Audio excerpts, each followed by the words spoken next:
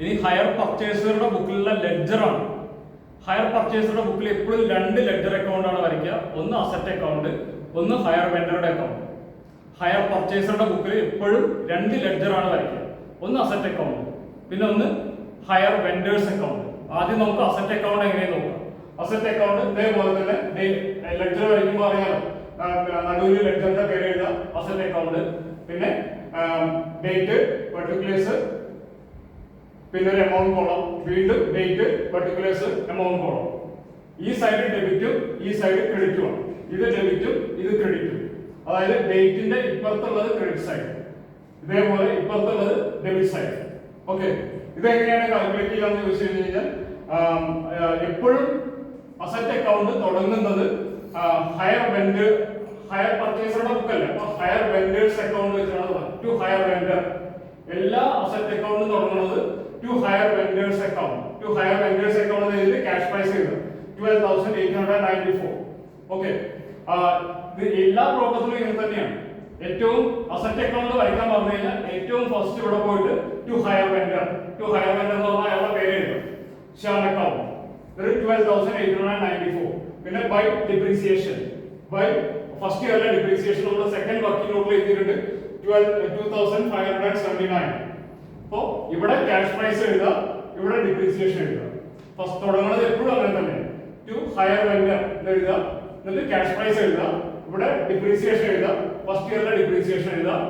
എന്നിട്ട് ഈ 12,894ഉം 2,579 തമ്മിലുള്ള ഡിഫറൻസ് ആണ് ബാലൻസ്. അതിനെ ബാലൻസ് ക്യാരി ഡൗൺ എന്ന് പറഞ്ഞ് എഴുതുക. എന്നിട്ട് രണ്ട് സൈഡും ടോട്ടൽ ചെയ്തിട്ട് ഡബിൾ ആയി ചെയ്യും. ഇതിന്റെ ടോട്ടൽ വരിക 12,894, 12,894. ഇതോടെ ഫസ്റ്റ് ഇയർ കഴിഞ്ഞു. അപ്പോൾ ചെയ്യേണ്ട കാര്യം ഒന്നും കൂടി റിപ്പീറ്റ് ചെയ്യാം. ആദ്യം ക്യാഷ് പ്രൈസ് എഴുതുക, ടു ഹയർ വെൻഡർ എഴുതിയിട്ട് ക്യാഷ് പ്രൈസ് എഴുതുക, ഇവിടെ ഡിപ്രീസിയേഷൻ എഴുതുക. ഡിപ്രീസിയേഷൻ ഫസ്റ്റ് ഇയറിലെ ഡിപ്രീസിയേഷൻ എഴുതുക. ബാലൻസ് എന്ന് പറഞ്ഞു കഴിഞ്ഞാൽ ഈ 12,894ഉം ഡിപ്രീസിയേഷനും തമ്മിലുള്ള ഡിഫറൻസ്, അത് ബാലൻസ് ആയിട്ട് എഴുതുക. Okay, balance carry down, CD എന്ന് പറഞ്ഞാൽ ക്യാരി ഡൗൺ. എന്നിട്ട് ടോട്ടൽ ചെയ്യാം. ഇത് ടോട്ടൽ ചെയ്തുകൊണ്ട് എഴുതുക, ഇതിന്റെ എമൗണ്ട് ഇവിടെ എഴുതുക, ഡബിൾ ആയി ചെയ്യും. അതിനുശേഷം ഇവിടെ ക്യാരി ഡൗൺ ചെയ്ത് കഴിഞ്ഞാൽ പിന്നെ അടുത്ത കൊല്ലത്തേക്ക് അത് ബ്രോ ഡൗൺ ചെയ്യാം. ഇതേ എമൗണ്ട് തന്നെ 10,350 to balance brought down second ഇയറിൽ 2001 ടു ബാലൻസ് ബ്രോ ഡൗൺ 10,350. ഇവിടെ ബൈ ഡിപ്രീസിയേഷൻ 2000 സെക്കൻഡ് ഇയറിലെ ഡിപ്രീസിയേഷൻ 2063. ബാലൻസ് നേരത്തെ ചെയ്ത പോലെ തന്നെ ഇതും തമ്മിലുള്ള ഡിഫറൻസ് 8,252.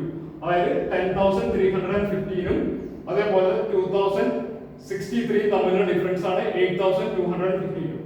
അത് ഇവിടെ എഴുതുക, എന്നിട്ട് ടോട്ടൽ ചെയ്യാം. ടോട്ടൽ ചെയ്തു ഇവിടെ എഴുതി.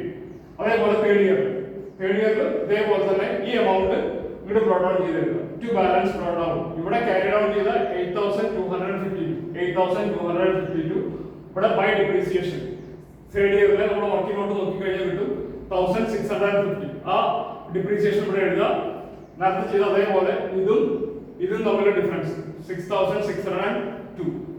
ആ ഡിഫറൻസ് ഇവിടെ എഴുതുക. അതിന് നേരെ ബാലൻസ് ക്യാരി ഡൗൺ, എന്നിട്ട് രണ്ടും കൂടി ടോട്ടൽ ചെയ്യുക, ഇവിടെ എഴുതുക. ഓക്കെ, അതോടുകൂടിയിട്ട് മിഷനറി അക്കൗണ്ട്. ഇതാണ് മിഷനറി അക്കൗണ്ട്.